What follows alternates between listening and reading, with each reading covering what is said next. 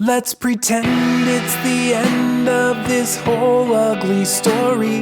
We vanquished the foe and we triumphed in glory. There's nothing but rainbows and blue skies ahead. Hallelujah, amen, it's the end. We threw off the yoke and we broke all the shackles. We tore down the walls and we burned down the castle. The oppressors all scattered and naked they fled. Hallelujah, amen, it's the end. Welcome to Before the Future Came, a Star Trek podcast. We're looking at the utopian ideas of Star Trek as we voyage from one work to the next, following a breadcrumb trail of motifs. Last episode, we discussed Captain's Holiday, which introduced the character Vash. Or Vash, if you're Picard. This month, we're talking about an episode which has Vash doing a different sort of questionable archaeology, Qpid, the 20th episode of Season 4, written by Ira Steven Behr and Randee Russell, and directed by Cliff Bole. I'm Lucy, and you should have left when you had the chance. I'm Gregory, and I am not a merry man. I'm Melissa, and I can see where being a starship captain has its rewards. Gregory, you picked this month's episode, so please give us a summary in your own words. Captain's Log, Stardate 44741.9. The USS Enterprise D has arrived at Tegus 3, where the ship will host the Federation Archaeology Council's annual symposium. Captain Picard is nervously preparing tomorrow's keynote speech on the planet's ruins, which are forbidden to outsiders. Counselor Troi again pleads with him to relax. He returns to his quarters, where he finds that someone has broken in and placed a sex statuette on his coffee table. It was Vash. They engage in a bit of Jamaharon. Over breakfast... They did? When did I missed it. Oh, yeah, they I didn't realize they fucked. I mean, it's implied. I think they kiss, she leads him into the bedroom, and then they have breakfast together, I think is the sequence of events. Fair. Oh, I guess it was implied. Oh well. Over breakfast, Picard realizes that Vash has interiority and isn't there just to take in his keynote. Dr. Crusher shows up for morning tea. Picard is clearly embarrassed about having a secret lover almost 20 years younger than him, and Vash hits up Crusher for a tour. It's all very sexually fraught. They visit 10 Forward, where First Officer Commander Riker immediately descends on Vash with a cheesy pickup line. She rebuffs him, but he still gets visible gratification when Crusher tells him that Vash met Picard on Risa. Crusher is called to sickbay, so Riker continues the tour. Vash meets Lieutenant Worf and Commanders LaForge and Data on the bridge. Later, at a reception, Vash confirms with Troi that Picard has never mentioned her to anyone on the ship. Vash chastises him. Picard heads to his ready room to sulk, where he finds that someone has broken in and placed their feet on his desk. It's another lover of his, the godlike being Q. He wants to repay a debt to Picard from a previous episode, but Picard refuses. As Picard fails to apologize to Vash, he notices a map of the Tegus 3 ruins on her pad and excavation equipment in her quarters. They argue, and he storms out. Q peeps on Vash through a wall, then appears next to Picard's bed. He peeps on Picard's body and offers to get rid of Vash. Picard again refuses help, and Q vanishes in a jealous huff. Everyone storms out in this episode. Yeah. During Picard's keynote, the bridge crew is gradually costumed in medieval garb, then teleported to a forest, Sherwood Forest. Picard is Robin Hood, Riker is Little John, Worf is Will Scarlet, Geordi is Alan Adale, and Data is Friar Tuck. Worf, a proud member of a warrior race, immediately loses a fight to a rich man on a horse. They all flee. Q shows up to taunt them as the Sheriff of Nottingham. Vash, as Maid Marian, will be executed tomorrow at noon, and Picard must choose whether to save her. Vash hates this. When Sir Guy of Gisborne threatens her with death, she feigns interest in marrying him. Picard heads off to rescue Vash. Q is frustrated to learn that Vash is capable of reasoning and has seduced Gisborne to avoid execution, but he quickly becomes intrigued with her trickery. Picard shows up alone to rescue Vash. She hates his plan, they bicker, and Gisborne discovers them. Vash holds Picard at sword point, and he's taken prisoner. Q is aroused and introduces himself to Vash, but calls the guards when he finds out that she's trying to contact the crew to save Picard. Vash and Picard bicker on their way to the chopping block. Q gives a vague moral rant, and the execution is interrupted by the merry men and Worf. The men in the crew all turn out to be adept at sword fighting, while the women turn out to be adept at breaking pottery over people's heads. Picard rescues Vash, and they kiss. Q shows up and says love is bad. Vash says it's good. Q returns everyone except Vash to the Enterprise. Picard heads to his ready room to sulk, and Vash appears in a flash of light. She tells him that she's off to travel with Q. Q is very upset at being double-cucked and refuses to kiss her goodbye, at least with Q watching. That was so succinct. Like, oh, thank you. You a lot of stuff. It's a long sequence of things that are mostly people storming off and Picard going to sulk and Q being a weird pervert. I'm shocked by how succinct that was. I'm very impressed. This episode doesn't have a B plot. Is notable. Like, it's the sort of function that the A and B plots serve. Like, normally in Star Trek, there's an A plot, which is like a space adventure, and a B plot, which is an interpersonal thing. And in this case, the interpersonal thing is kind of the first half of the episode, where Vash realizes that Picard is a coward, and then the Q plot is sort of the A plot of the episode, which happens in the last half. I think you mean a private man. Yeah, well, I think we'll be talking about that. We've each brought a topic for discussion, and mine is Star Trek's fascination with historical fantasy. So this involves folks being taken to a Robin Hood setting, dealing with Robin Hood shenanigans. Star Trek loves a historical setting. And I have long struggled with the lack of criticality in those settings. They just sort of romp around and do stuff. Because we've talked before about how one of the ways that a utopia can signal its utopian status is at being a particular kind of appalled or being shocked at certain non-utopian behaviors, like when Bashir was appalled at the idea of a sort of secret police in the Starfleet Charter or in the Federation Charter to sort of be a bad internal affairs. But these historical fantasy episodes where we have, Janeway in a holo novel and all this sort of stuff tend to be the exception. Like, they just tend to go in and have fun and do the thing. And I finally realized in this episode, at the ripe old age of many, many years of watching Star Trek, that I should reframe this as the way people take in media. For the people in Star Trek, taking part in a holonovel is the same as a modern person these days reading a romance, right? And we have terms now where we'll say a book is a junk food book, or I took my feminist hat off to read this book, or watch the show, or whatever. Some people are completely unbothered by that now. I was talking with someone last week about watching Westerns. Who's out here watching Gunsmoke? This guy, all right? No, he's not. But, that sort of discussion, like, could you even watch these anymore? Some people aren't bothered by it at all, and some people just won't watch it, right? Like, I didn't particularly care for Game of Thrones past a certain point because its type of historical fantasy just did not appeal for all the reasons that I would be critical of a work otherwise. And so in this setting, which has, like, I don't know how much we're going to get into misogyny at some point in the course of this. I'm sure we'll cover it. Okay. Well, it won't be me particularly.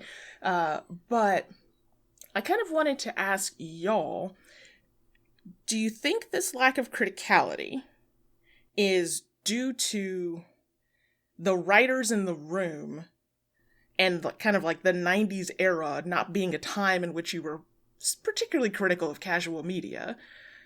Or do you think that it is... Well, I'll leave my question there. Do you think that is primarily the reason why we see this completely lighthearted approach to holonovels and historical settings in Star Trek?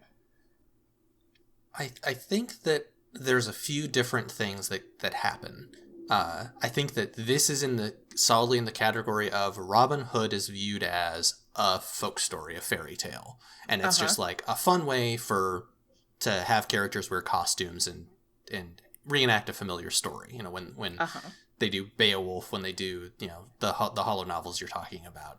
I think that like time travel to the past or representation of what's considered a quote unquote real historical area, that tends to be more critical, even in the original series, right? The original series was like, hey, the Nazis were bad, right? It wasn't particularly nuanced, but they're at least being critical. That Mark Twain one is a romp. Yeah, that's true. Yeah. And that one I think that one's time travel, not holodeck.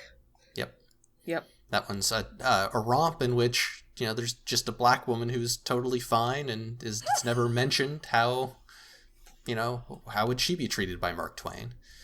Right. I mean, I feel like it's the reason for those things are because when they are using a historical setting in that way, or I would argue maybe this one's more of a literary text rather than a historical setting. I think it's shorthand, right? They're using that. They think that the audience already has the cultural context to be able to interpret that sort of story.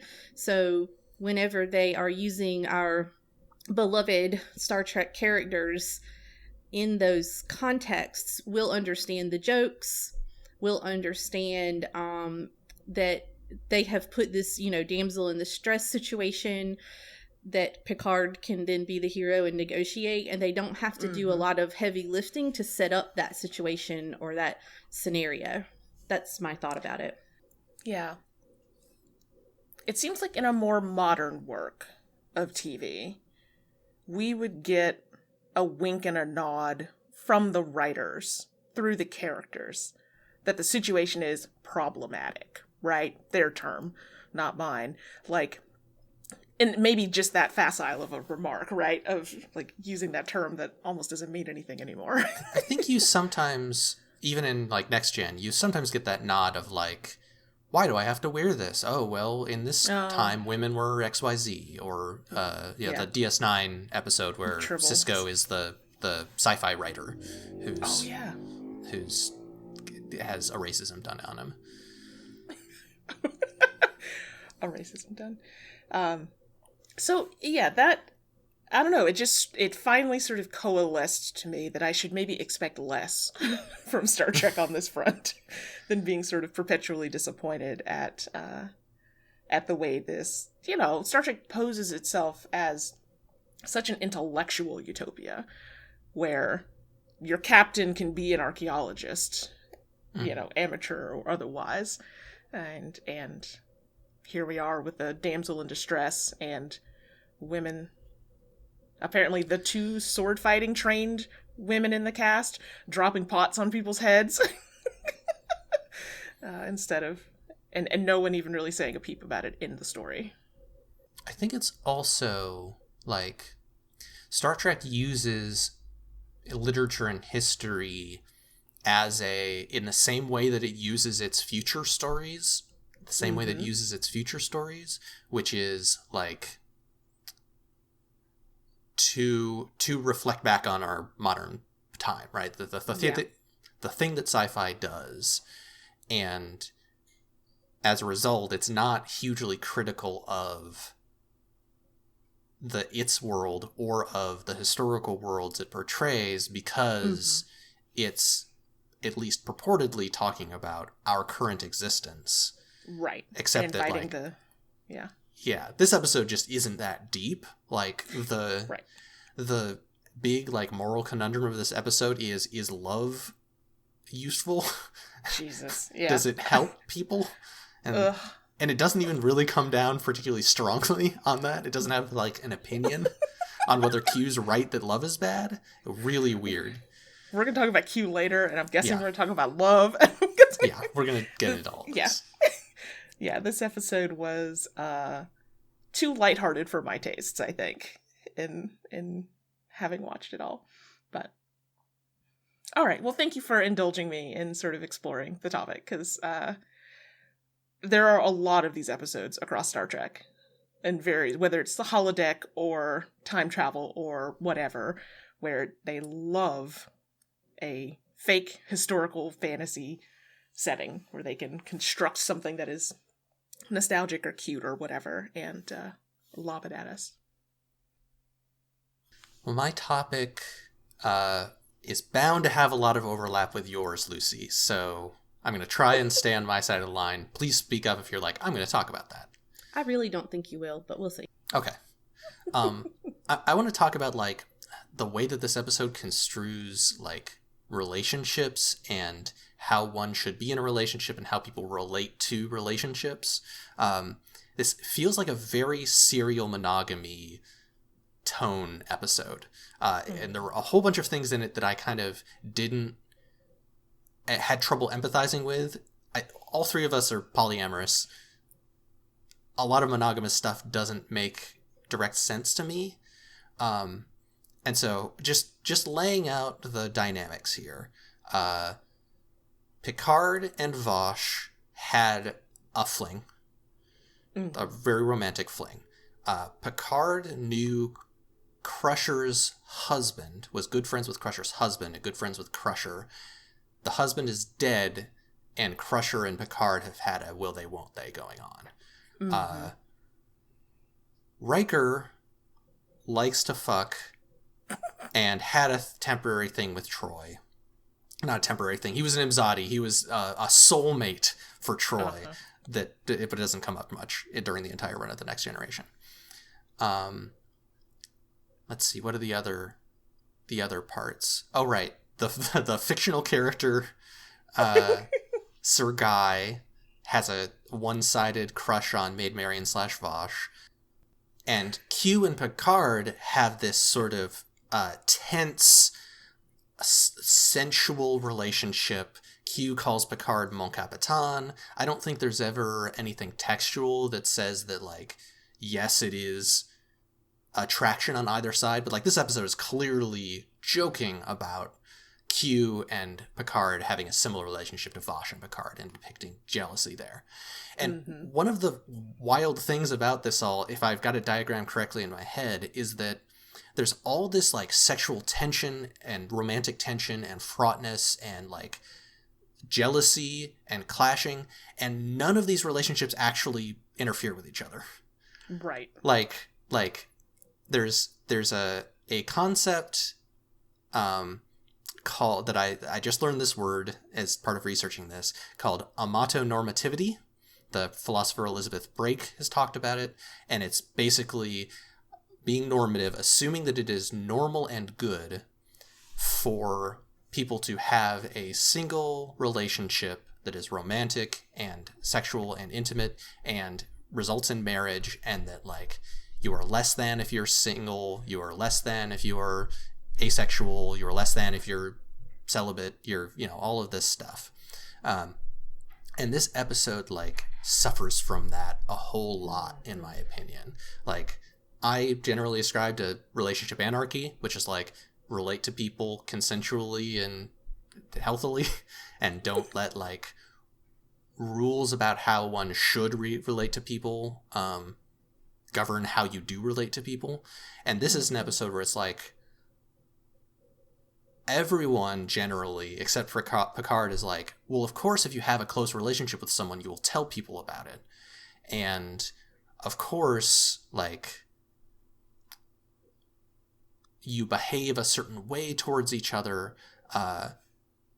And if your relationship with someone is similar to another person's relationship with someone in a romantic way, then they are your rival, right? Like, Vash is going to leave the ship, right? No, Vash has shown up for the conference and is going to leave probably in the dead of night. Through the window. It's fine. No one is currently dating Picard. She can just show up, have a fling with Picard, leave, and Picard can hook up with Crusher later, Picard can hook up with Q later. Like, no one involved has had this conversation that makes it actually an issue that Vash is here and hanging out. But Picard has kept it secret. People are weirdly, like, dodging around each other. But wouldn't it be weird if Picard were telling his coworkers about his sort of romantic vacation fling. I mean, like, I'm not saying I wouldn't, but I could also understand why you wouldn't. Like, it's none of their business. They live together. Yeah, I think in Next Gen, like, people don't have friends that aren't coworkers in Next Generation. Like, it's the sort of thing that maybe you chat about with Guinan or with Troi, his counselor, right? Like, his therapist doesn't know, around it would the poker be inappropriate table. for her to say if he had talked about it in therapy. I mean, she would should not talk about it. Yeah. But clearly she hasn't heard about it.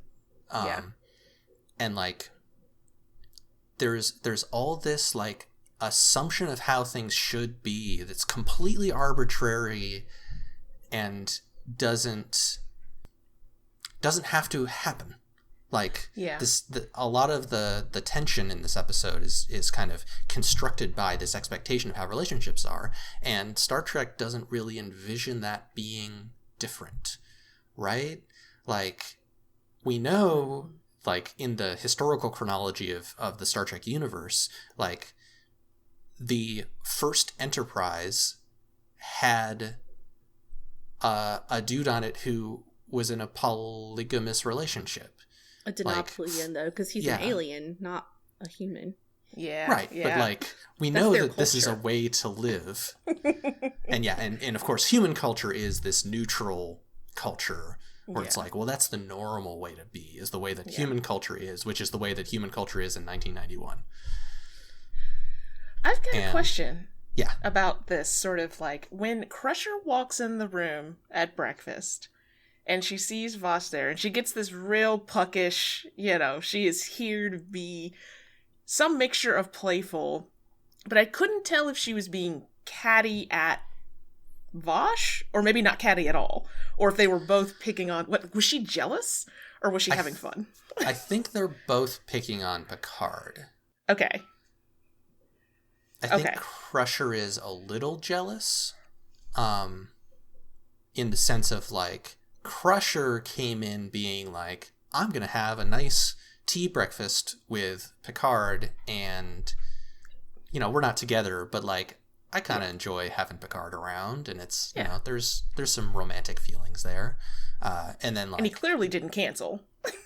Right. Yeah. And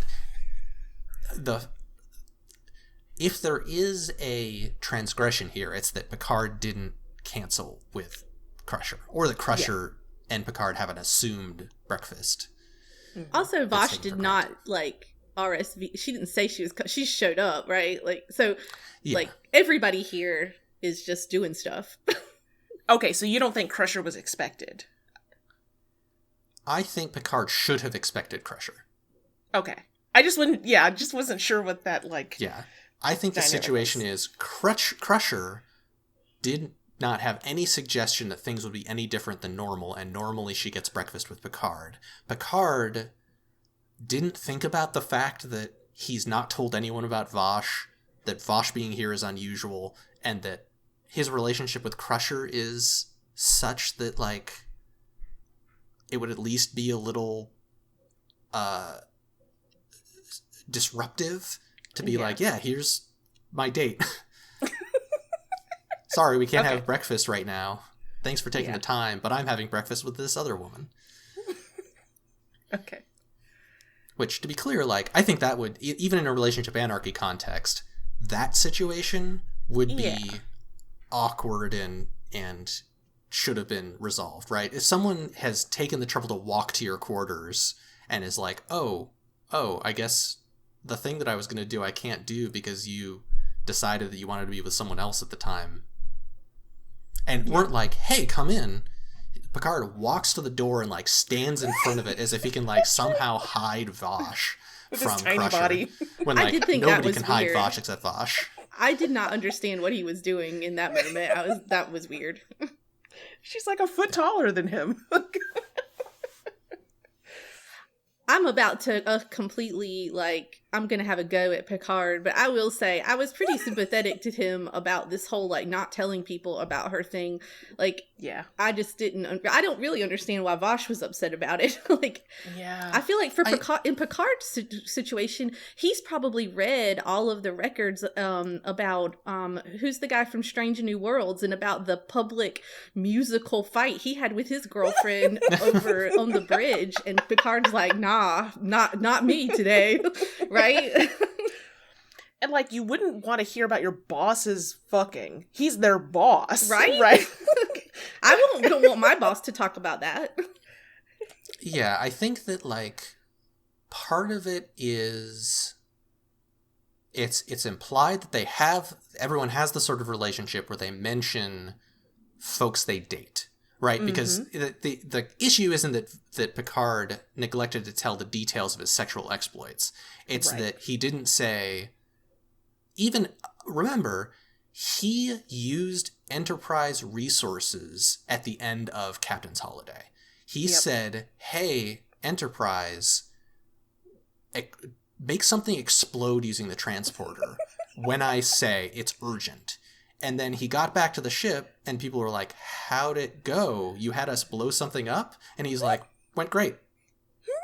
Yeah. And so either he didn't tell them about the super weapon that they destroyed, or he told a whole story about a super weapon that didn't include the person who stole the super weapon, or he told a whole story about Vash and didn't, like, say her name or make it clear that they were close. Yeah. And so, like, it's not that everyone had the expectation that he would share. It's that the way in which he didn't share was really weird. Yeah. He was clearly avoiding sharing rather than just, like, being discreet. Yeah. It could have been, hey, remember I mentioned Vash, who was part of that archaeology thing? This is her, right? Yeah. And that wasn't what happened. And I think that Vash isn't, like, she doesn't seem offended or hurt to me. Maybe a little hurt. She seems like bemused until she's like, no one. You told no one about me. What's the deal? Like, is it? And I think if Picard at that point had been like, I'm a private person. I don't like sharing my intimate details. That has a different tone than it wouldn't have been appropriate. Yeah. Like, there's a whole lot of space between inappropriate discussion of your relationships at work and never mentioning the people you meet. But yeah, I don't think Vash did anything wrong here. Actually, I noticed, Gregory, in your summary of the episode that you listed all of the Robin Hood characters that all of the men were portraying. What about Crusher and Troi? Who were they?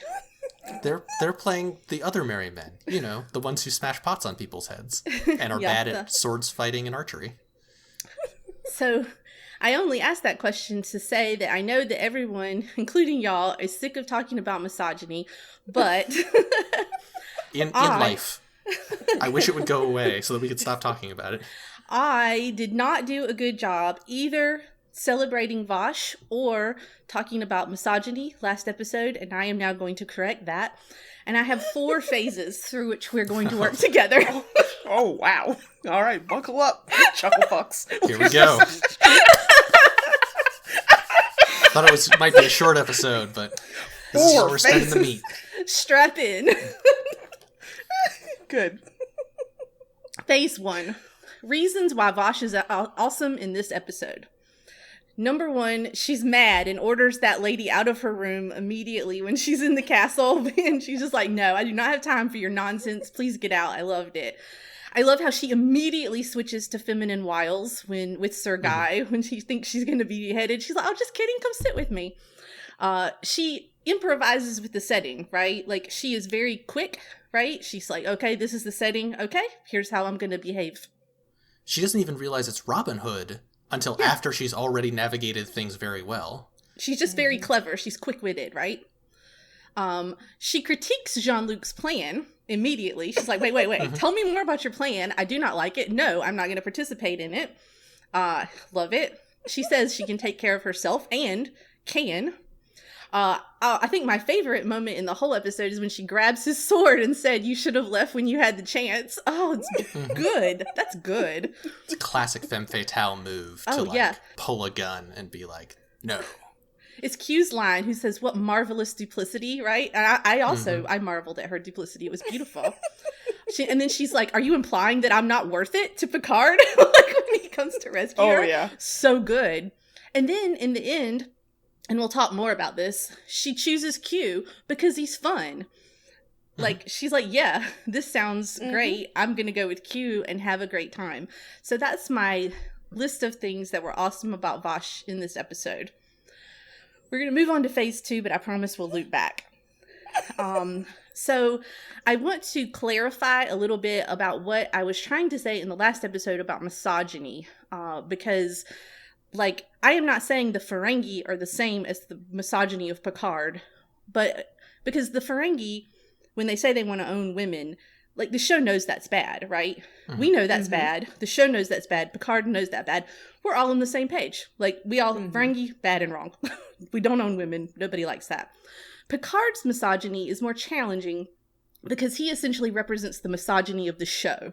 And the show does not see its own misogyny, right? And I think a lot of audience members also do not see the misogyny of the show because Picard is, we're supposed to sympathize with him, right? So many people comment on Vash's appearance completely out of pocket. And the show doesn't seem to think it's a problem. That nice legs comment from Worf. Of all people. Like, wild. What the fuck? He didn't have to say anything this episode. He could have just kept his fucking mouth shut. And this is a show where, like, Troi and Crusher were not even playing named characters on Robin Hood, and on the ship, they're the caretakers, right? They're the doctor and the therapist. Like, there's such a embedded misogyny on Next Generation that Picard's behaviors perpetuate. And I think there's a very specific bit of dialogue in this episode that I really want to take a closer look at. And it's when they're in Vash's quarters and Vash says, "Let's get one thing straight though, Picard. I cannot change who I am for you or anyone else." And Picard says, "Nor can I change who I am." That seems like even they're saying the same thing to each other.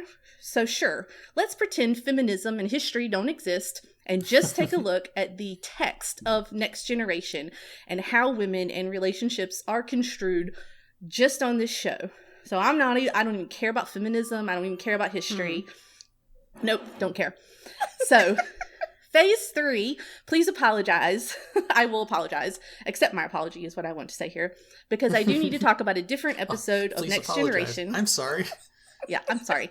But I have to talk about another episode of Next Generation that we haven't talked about on the show, but it is crucial to understanding the kind of misogyny that we are talking about and why Vash is special. And that is an episode called The Perfect Mate from season 5, which is the season afterwards. This one. You probably remember it because it stars Famke Janssen as Kamala, who's a metamorph. She Yeah, she is basically in an egg because when she pops out, she's super sexy with pheromones and men can't help but be all up in her business. And her whole deal is, as a metamorph, she adapts herself perfectly to whatever man she's with. She changes with any man she's with. She knows what he needs and what he wants until she bonds to her permanent mate. And then she's stuck and she won't be changing for other people. Fascinating, right? There's sounds like amatonormativity to me.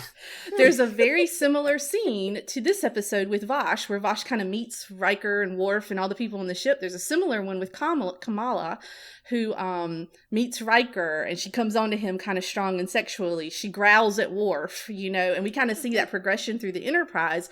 But she, unlike Vash, who, she'll use her feminine wiles, right? But Kamala changes. Who she is changes to adapt to these different people. And the premise of the show is she only has one choice, and that's which man. Which man is she going to choose? She ends up permanently bonding with Picard before she even meets Aldrich of Vault, who's the guy she has to marry to stop war. I'm not going to get into that. But she chooses to bond with Picard and be the kind of woman he loves, he wants, and needs, because she likes being that kind of woman. And just to reiterate, she hasn't even seen all of her other options. Picard, there are a lot of them. Trillions of them. Lots. So the universe is big. Picard says at one point she changes for the next man who comes into the room. And it really bothers him.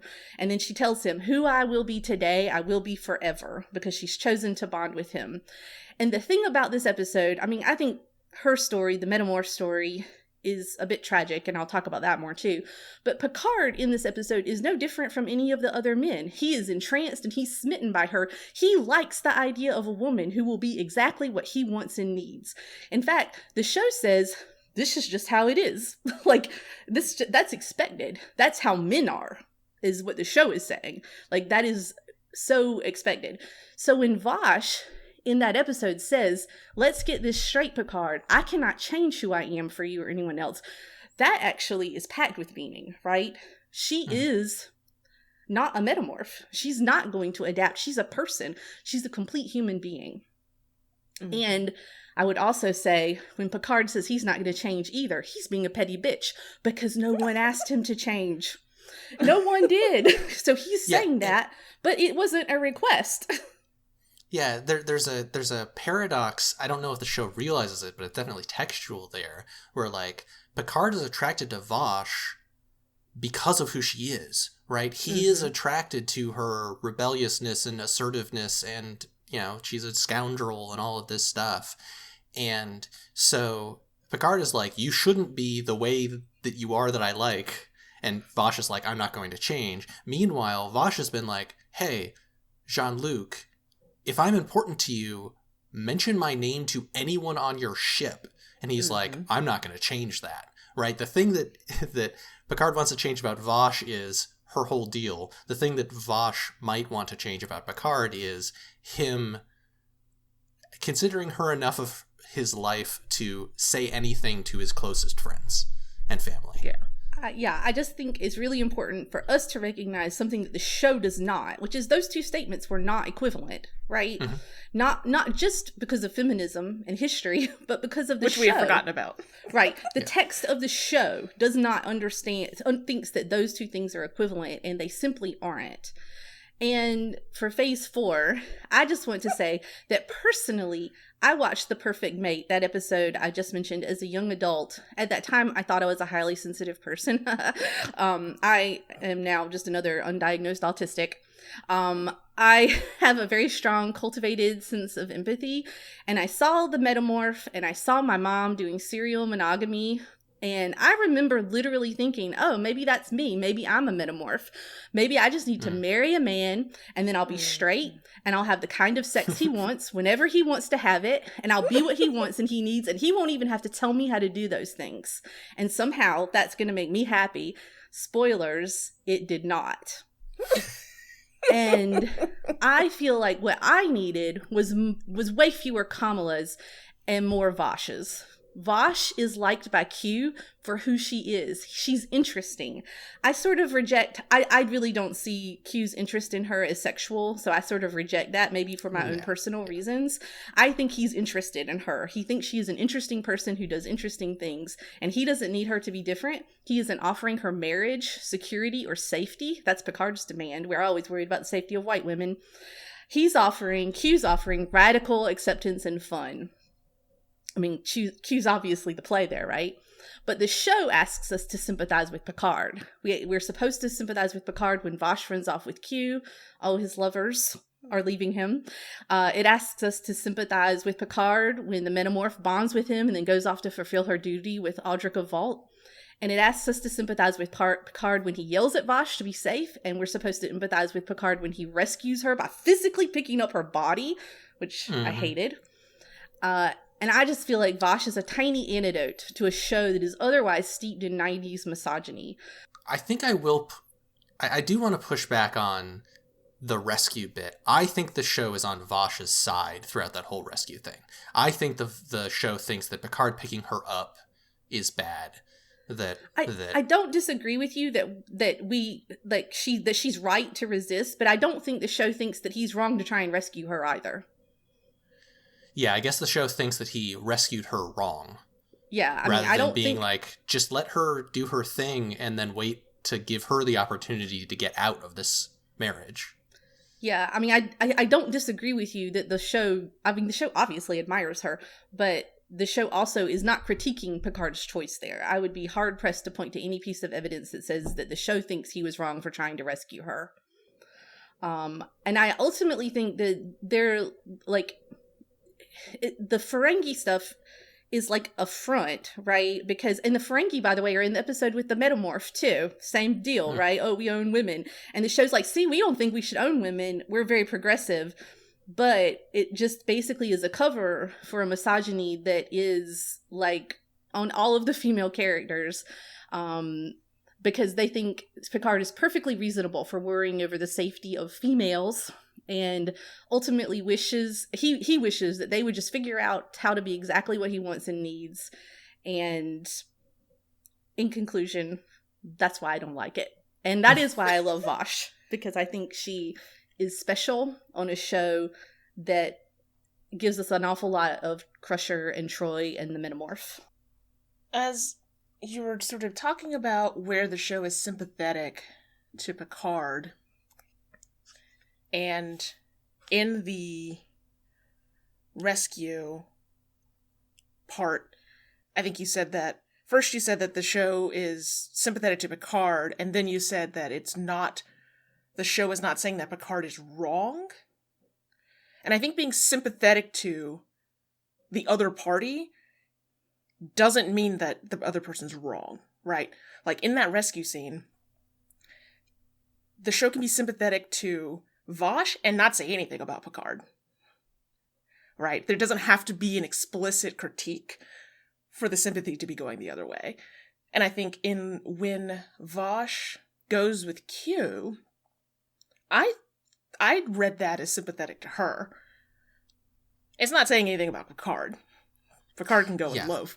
But the show likes that Vash made a choice to be with someone who's not going to keep her dirty secret. It's celebratory in tone, I think. Yeah, but just that difference between sympathy and open critique and blame, I think there's a bigger gap there than...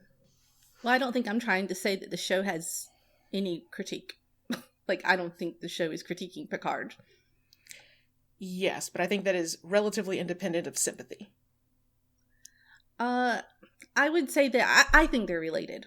Like, I think who we sympathize with matters, right? Because there's clearly characters that we're not meant to sympathize with. We're not meant to see them as being fully a person.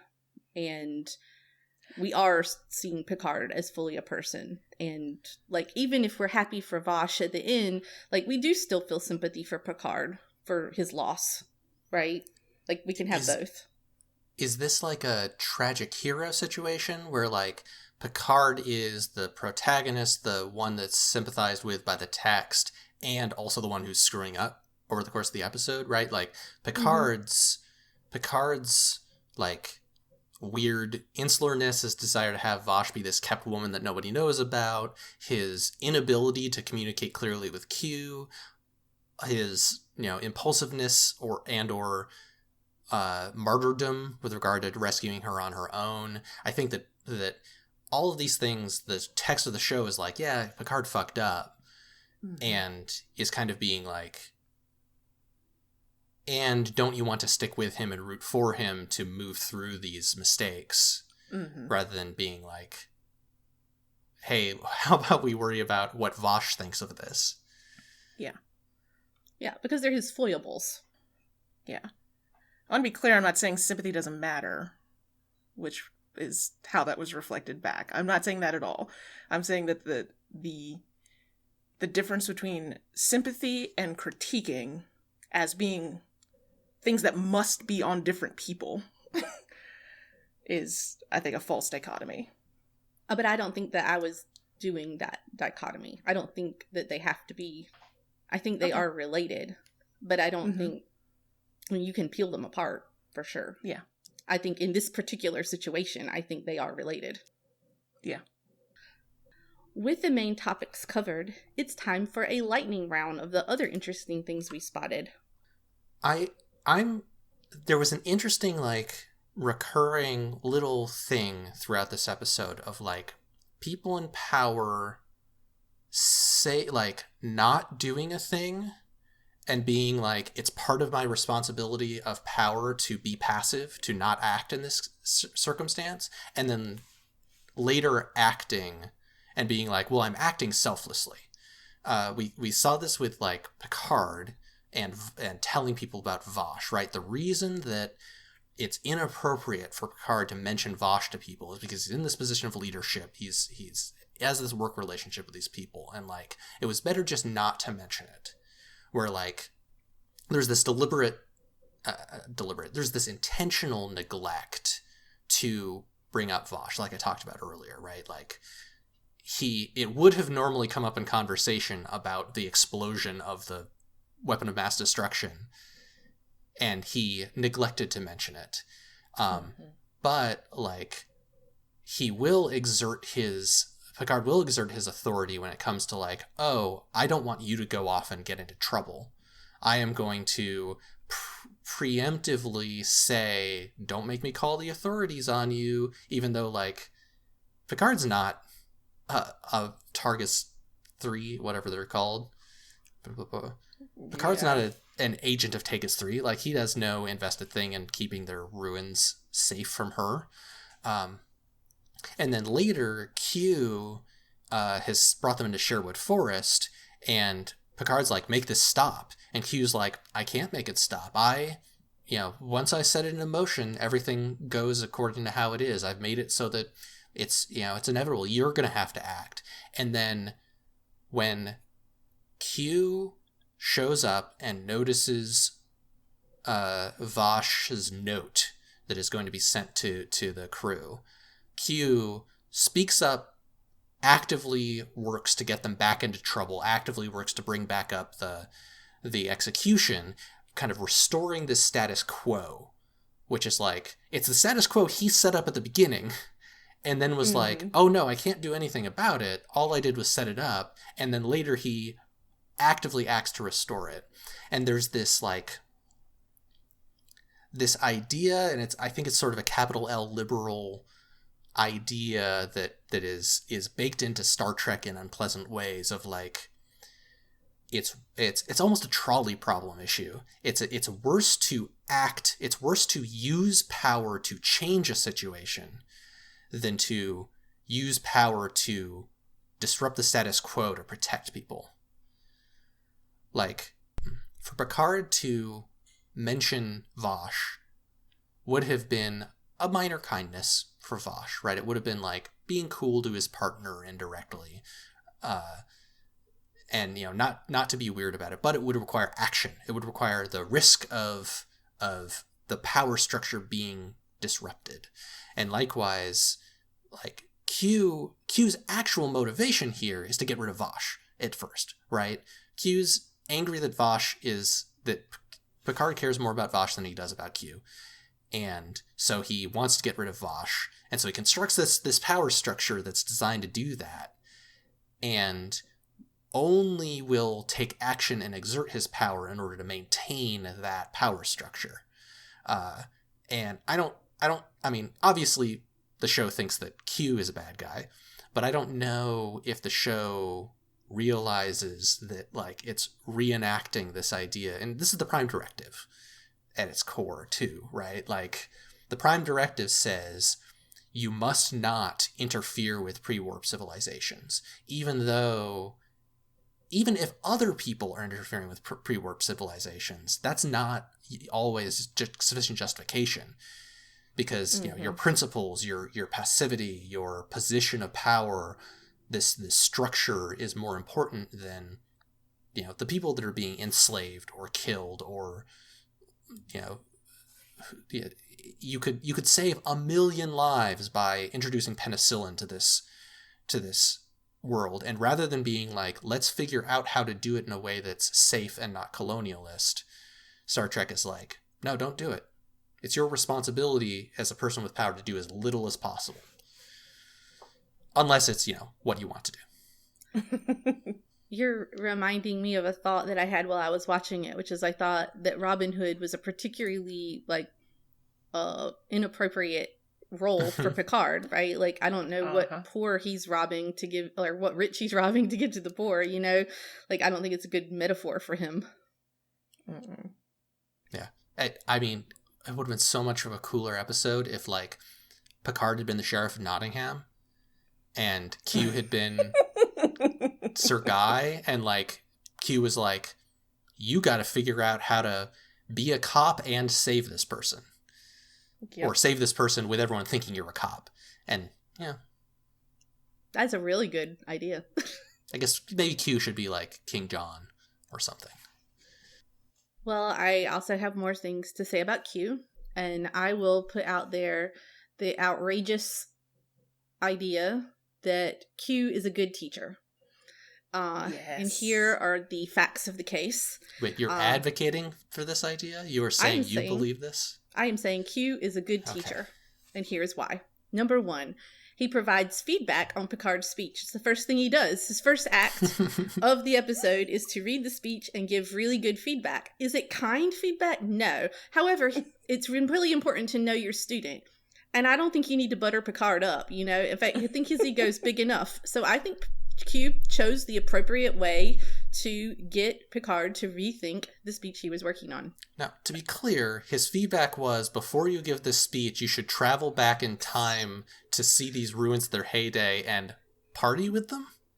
I mean, it is true that writers do best when they know the things that they're writing about, but he did give additional feedback, which is, this is very boring. So I first actually had this thought when he rolls up on the Merryman on his horse as the Sheriff of Nottingham and holds class. Did you notice he asked questions? What is Robin Hood best known for? And of course, Geordi and Data, like two little nerds over there, like, ooh, come on me. And that was great, you know, like it was a super class session. It's heavily implied that Geordi and Data have just done Robin Hood on the holodeck. Data's Data's the one showing Troi how to fire a bow. Yeah, Geordi immediately like sits down and starts plucking away at his mandolin. Worf smashes it. Yeah, I mean, this is a terrific scene in terms of a class session.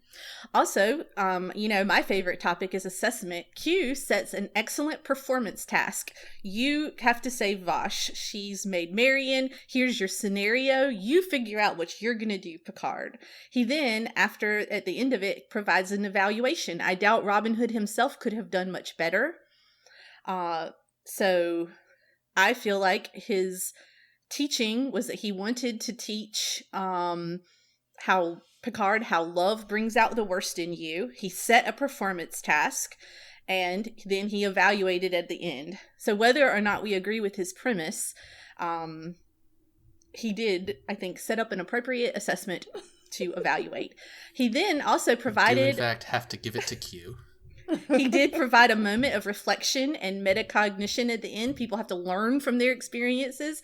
He said, if you've learned how weak and vulnerable you really are, if you finally see how love has brought out the worst in you, then, you know, he's done a good job. So we even have the sort of wrap up, a sort of conclusion to the lesson, encouraging the students to take their learning away and apply it to other facets of their life.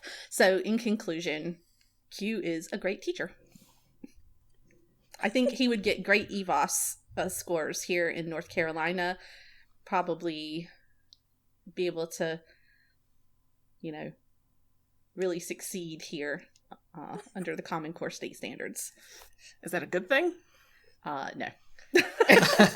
Also, the Common Core state standards do not include that love brings out the worst in you. So, I mean, I don't know. Yeah.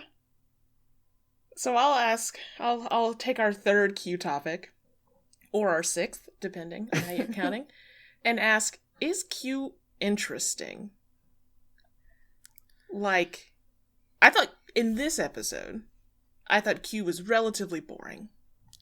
I think this is one of the weaker Q episodes. Yeah, this is one of the weaker Q episodes. And then I started... He shows up and is just kind of like, tell me what I can do for you. And like, if Picard had been like, I would like a year's supply of Earl Grey tea, he would have been like, okay, and left. And yeah, he's not a very strong, he's not ending any civilizations in this episode. Yeah. And I started wondering, in part because, we'd had that discussion about Doctor Who's River Song last episode, I started wondering, is Q kind of the bad part of Doctor Who? Like, if I go back and I look at Doctor Who now, 20 years after I originally started, being a college geek watching Doctor Who's kind of thin, right? It's flimsy in a lot of ways because of the kind of work it is. The character of the Doctor has had highlights, but can be just sort of romping around, waxing philosophical about shit.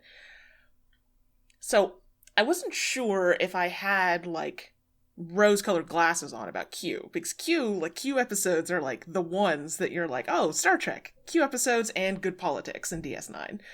And this episode had so little characterization of him that I really, I was thinking, like, his episodes where he's human, those episodes that have, like, cultural context of the Q continuum, those are some of the interesting ones, and they're also the ones with a lot less bamfing around, generally speaking.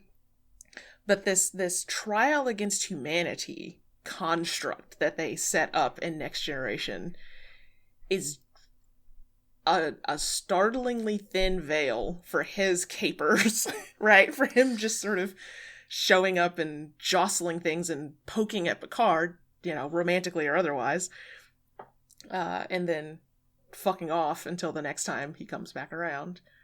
I think my favorite, like, kind of Q scene to be in a work, like, from a writing standpoint, is I think maybe it happens at the end of All Good Things, the Next Gen finale, where, like, Q has been like, we're putting humanity on notice, the trial continues, blah, blah, blah, blah. And at the end, after everything's resolved, he, like, I think is hanging out with Picard and is like, that whole facade, that imperious tone drops. Yeah. And he's like, the whole time I was just trying to teach you this.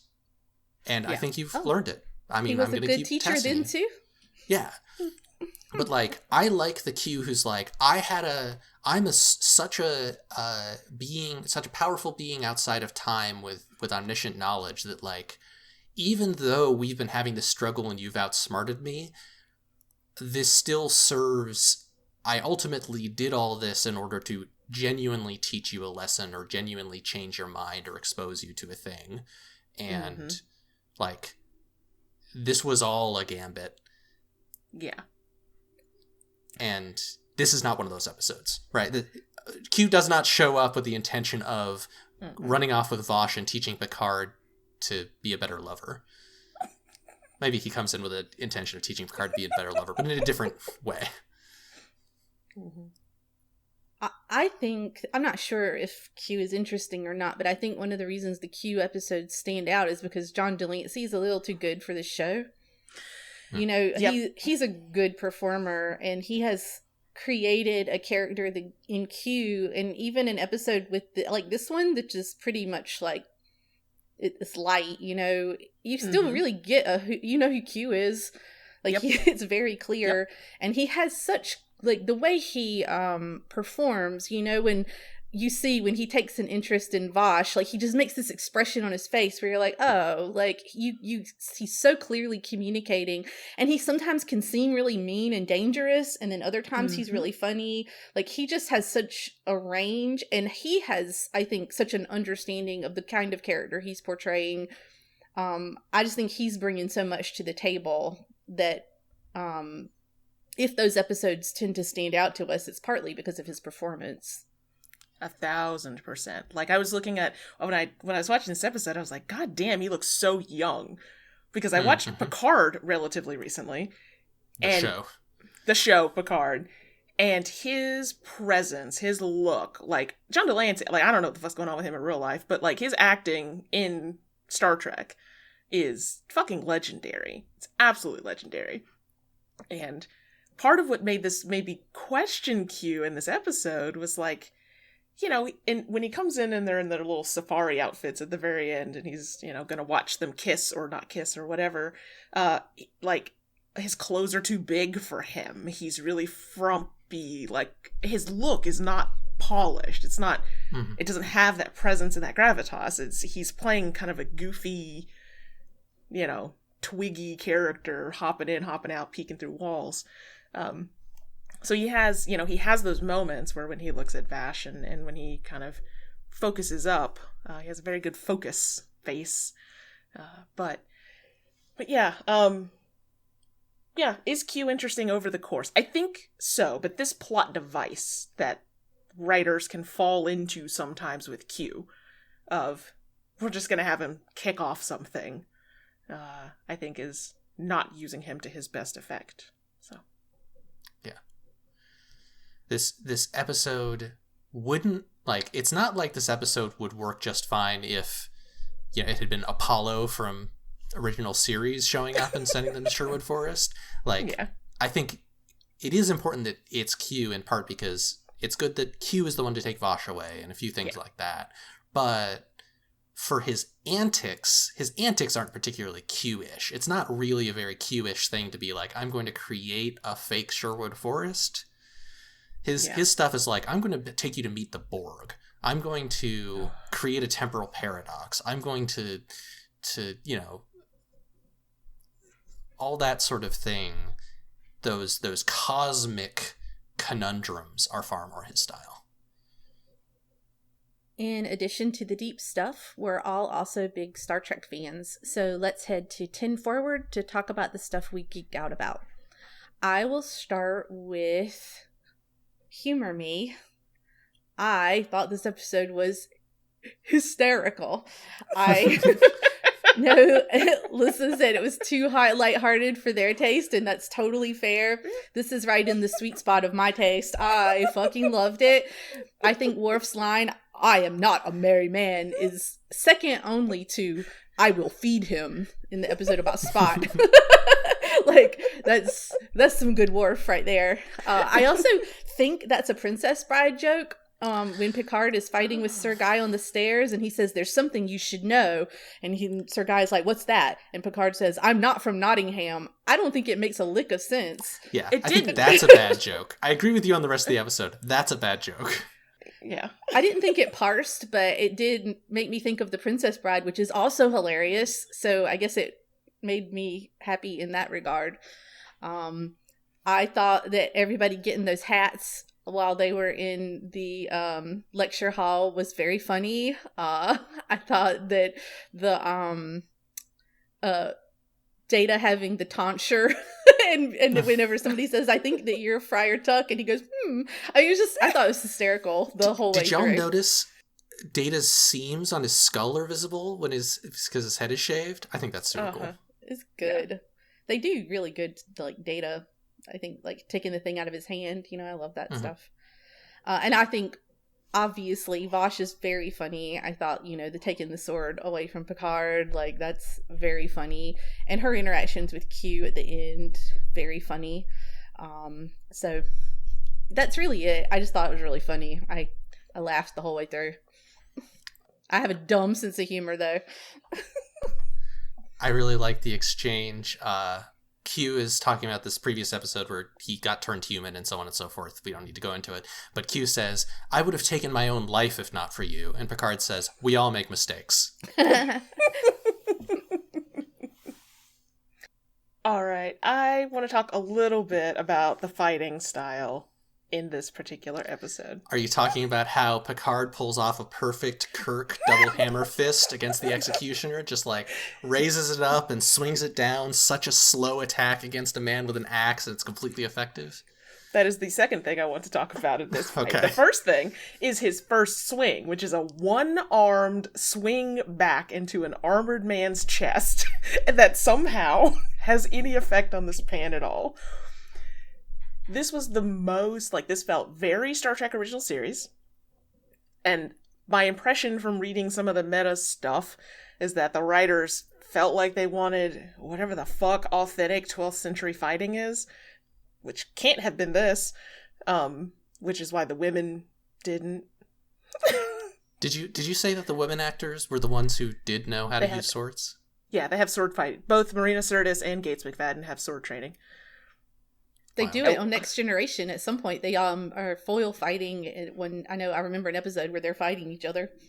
Yep. And they like, it's, I don't know if it's meant to be a joke that they in 2 successive shots smash pots on people's heads instead of using a weapon. Yep. So here's what the director, Cliff Bole, said. And this is from one of the Captain's Logs books. I got a few letters about Qpid that the women who wrote asked why weren't the ladies involved in a more modern way with the fighting. It was my feeling that we went back to the 12th century and we were doing the 12th century and I can't change history. Well, fuck him. Come on. Can't change history. I mean, there's no level in which that comment makes sense. Like, No. one, you wrote the episode. 2, Q made up this place. It's not even real. Like, it can't be history. 3, Robin he Hood's made not up history. a version of a fictional place. Right. Yeah, Right. who's Sir Guy? Point to me in a history book where this guy. I mean, there's no level on which that makes sense. Yeah. So, given all that, how are the Starfleet people able to win all these sword fights? Right. Like, Right. Picard has They use done less phasers. sword fighting than people who sword fight all their... It's not like there was a line in camp where someone's like, well, thankfully we have Denobulan sword fighting training from Starfleet Academy, so we'll be able to fight circles around these medieval people, which I would have completely bought. And Troy, remember how our final exam in ceramics class was smashing our pottery on people's heads? Applied ceramics. Yeah. So, in general, this is sort of that weird bridge of theater and modern TV that Next Generation has always kind of been stuck in. And I was looking for, like, are they doing it interesting with the camera work? Like, there are some shots that are really kind of focusing on masculinity around Picard, like they like to do sometimes. Nah, this was just bad, dorky, old school ass fighting. It is what it is. It's, you take them with the cave scenes and everything else, but not my favorite. But it was I was kind of startled. I was like, I expected horn music to come up to just finish it being, original series style. So, meh. I do like that. I think that Vash not being a combatant does work in a way that Troi and Crusher not being combatants doesn't work. Because Vash has always been a trickster character, a scoundrel who, like, she can pull a sword out and hold it to your chest. She can presumably hold you at phaser point. But, like, that's not where her strengths lie. Her strengths are in making it so she doesn't have to fight. Like, the way that she gets out of being executed is like, yeah, I'll marry you. Okay. Yeah.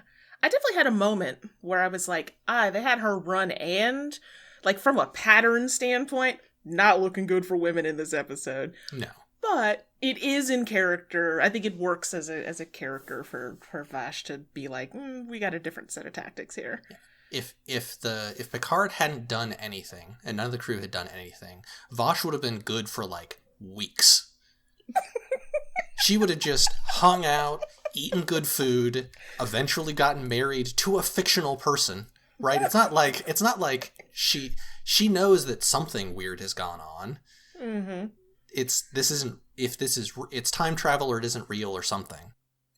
I don't want to cinema sins anything, but I will say when she wrote the letter to Riker, and Q found it, how is he going to use that as evidence? If I were her, I'd have been like, oh, Riker's my brother. I was inviting him to our wedding. Yeah. When it says come to the castle, I'd be like, yeah, because Riker is not a historical Robin Hood figure. So if that's what she wrote, I don't see how that could be evidence against her. So if I were going to defend her, that would be the line I would use. Yeah. Yeah. Yeah, she didn't write save Robin Hood. Yeah, she said come to the castle immediately. I mean, I would just be like, what? Riker? That's my bro. I want him here. Yeah, they're both brunettes. That's how you tell siblings. Vash and Riker, I mean, I'd believe it. I don't know. They didn't understand genetics. But the main point here is that it's not good evidence. Like, she didn't write Dear Little John. That would be different. Yep. I like that the signifier of Friar Tuck is solidly holding a turkey leg. We get like Robin Hood hat, staff, turkey leg as the transition is happening. It's good shit. So we've had a whole bunch of criticisms, and I'm going to try and have this be a positive thing. There's a lot of stealth queerness in this episode that I find interesting. And like, there's a Star Trek has for a very long time, and as with Hollywood in general, been a kind of production environment in which there are gay people around. Everyone knows queer people. All of those people know that queerness exists and that there are people around them that are queer, and so on and so forth. You know, George Takei, I don't know if he was out at this time, but like everyone who worked on the original series would have known that there was something going on there. But it wasn't a production environment in which you could be open and portray those things openly. Maybe you couldn't because you're a coward. They might have been able to do it. I don't know. Roddenberry, we mentioned last time in Captain's Holiday, Roddenberry was like, let's have kinky gay sex going on in the background. Everyone's like, no. So maybe if they'd been like, let's have Q be legit queer, it would have worked. I don't know. But I think that I like the sort of subversive, sly queerness that Q has. Because Q is flirting with Picard throughout this whole episode. Q is a jilted lover flirting with Picard. That's the vibe. Whether or not it's sexual, but like, he likes Picard in the way that someone likes someone they have a crush on. He refers to him affectionately. There's all that business with like him appearing next to Picard's bed. He lifts up the covers and peeks at Picard in, again, skimpy pajamas. Yeah. Those pajamas. There's all of that. And like, I don't think that this is queer baiting, which people used to mean a bunch of different things. But the way I'd summarize queer baiting is hinting and giving the viewer hope that a pair of people are going to end up in a queer relationship or have queer attraction towards each other, when you as a writer have no intention of ever making that explicitly textual, right? Okay. That's not the case here. Like Q... at times it's been a little bit textual. Like it's been a little bit like he will put himself in bed. He will put himself in situations where it's like, oh, this has a romantic context to it. And also like we know Q and Picard would never end up together anyway. Like there's a joke in Voyager, there's a plot point in Voyager where Q is like, hey, Janeway, carry my baby. And it's immediately like, no. That's not what's going to happen. So this isn't queer baiting. This is a case of like, we're gesturing at queerness. We're making queerness a joke, but the joke isn't, haha, queerness is ridiculous. The joke is, what is the joke? The joke is that Q is kind of putting forward a play acting a relationship that can never be realized. You know, it's the same sort of dynamic as Lwaxana Troi, right? Lwaxana Troi hits on Picard, and Picard's like, I can't, you are the mother of one of my crew people. We live completely different lives. Stop hitting on me. I'm not attracted to you. And that's a similar sort of humor as the Q humor, where Q's like, oh, mon capitaine, come on. Let me know what I can do for you. Please, let me satisfy your every desire. I owe you. You gave me my life. Like, all of this romantically coded.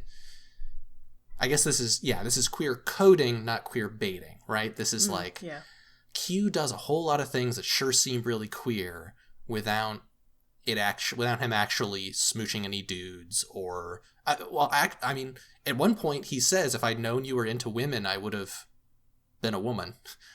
Like, that is a textual line from this episode. He says it, if I had known this was your weak point. Like, I don't... Yes. Yeah. I guess if I known you were that into women would be the summary. It's also interesting that both Lwaxana Troi and Q are not subject to Picard's authority. Mm-hmm. So part of their sort of coming onto him has to do with their being outside of his sphere of influence. Yeah, not even provisionally, because like Vash, Picard is at least able to try and have authority over her, but neither Lwaxana nor Q could possibly have, be subject to Picard. Yeah. Lwaxana's kind of force of nature of her own. And she's an ambassador, right? Yeah. Isn't she the ambassador to Beta Z? To or from, yeah. I think so. Oh, yeah. And she's, can read minds and has super-menopause and all of that. She just has a personality, too, that, Picard can't. He has no way to deal with that. And Picard, and Q too, right? Like, he also has that same force of personality that Picard just doesn't have a way to deal with. And she got that weird otherworldly being from Twin Peaks to carry her bags for her. I can't believe I forgot about that person. I think that's the same actor. That is the same actor, right? It's not just a separate, really tall dude. Oh, I don't know. I don't think I knew that. Huh. I'll put it in the show notes. Okay. Yeah, generally I think that there's a certain joyful playfulness in the way that queerness ends up getting coded into this episode. And I think that's nice. Yeah. Yeah, the show never thinks it is ridiculous that Q is into Picard. It's a source of tension, it's a source of humorous tension, but it's not like, oh, ew, Q's acting like they're dating. It's ew, Q is acting like they're dating. Yeah. I guess you could also say that there is Q is clearly not very invested in human ideas about gender or sexuality. Mm-hmm. So he's like this godlike person. So it's like he's sort of ascended from... Yeah, he's above that. Yeah. Mm-hmm. Yeah. So that is kind of a very positive view of queerness, right? Mm-hmm. All right, so at the end of each episode, we pick the next thing we're watching based on a connection from this episode. I'm concerned about your tone of voice. This episode had some interesting, complicated, weird, I don't know, perceptions of past relationships. This is an experiment we're doing here, folks. This is an experiment. So next time, we are going to watch 2 episodes from Star Trek the Animated Series. Oh, no. Star Trek Animated Series doesn't have any 2-parters, but I felt like 1 episode was too little. So we're going to watch 2 episodes. Yeah, they're short. So we're going to watch 2 disjoint episodes. And see how we feel bringing these things together. If it's terrible, we won't ever do it again. Or we'll just drop to 1. We'll see. We are going to watch an amazing episode called Yesteryear, Season 1, Episode 2. It is about Spock going back in time to himself as a young boy. It's iconic. And then we are also going to watch How Sharper Than a Serpent's Tooth. That's a great title, but I noticed that you didn't say it was a tremendous episode. I don't remember it, but I think it involves a race of people who are familiar with humanity in the past. I think it touches on some of the same themes in a weird way. That is Season 2, Episode 5. I don't know if it's amazing. It might be terrible. I don't know. It's the animated series. I have never watched the animated series. Oh, I think I've only seen the episode with the Kazinti in it. Okay. I think Yesteryear really is a gem. And it might make you cry. It truly might. Might make me cry. Animated series is on Paramount Plus. I had to double check because it has gone in and out of canon and Vogue over the years. So, there or wherever else you get your Star Trek from probably has access to animated series these days. Yeah. Yesteryear and How Sharper Than a Serpent's Tooth. Excellent. So next time on Before the Future Came, we'll be discussing 2 episodes from Star Trek the Animated Series. You can find links and show notes at beforethefuture.space. Please rate us 5 stars on Apple Podcasts or wherever you found the show. I just learned how to do a review on Apple Podcasts, and folks, it's not that hard. You do have to have an Apple login, which is true, a pain if you don't have one, but if you have one somewhere, I'd say just go and do it and toss us, that 5-star review. You can send us comments on our website, contact us on Instagram and TikTok by searching for Before the Future Came, talk to us on Mastodon at beforethefuturecame@trekkies.social, or even write to us at onscreen at beforethefuture.space. I'm Melissa Avery Weir, and I live at urson.net and on Mastodon at melissa@urson.life. I'm Gregory Avery Weir, and you can find me on ludusnovus.net or on Blue Sky at gregoryaveryweir.bsky.social. And I'm Lucy Arnold, and sometimes blog at intertextualities.com. Our music is Let's Pretend by Josh Woodward, used under a Creative Commons Attribution 4.0 license. Thank you for listening. I'm sure we'll all live happily ever after, surrounded by butterflies, children, and laughter. It's a fairy tale story, so let's just pretend. Hallelujah, amen, it's the end. Happily ever after the end. That is probably one of our shortest summaries ever. I think if we were to go back and look, that would be, up there. Yeah, I'm looking at the time on Audacity. Yeah, and, we're only at 7 minutes now. And I can promise you, as the editor, it's usually ends up in at 15 to 20 when that summary's over.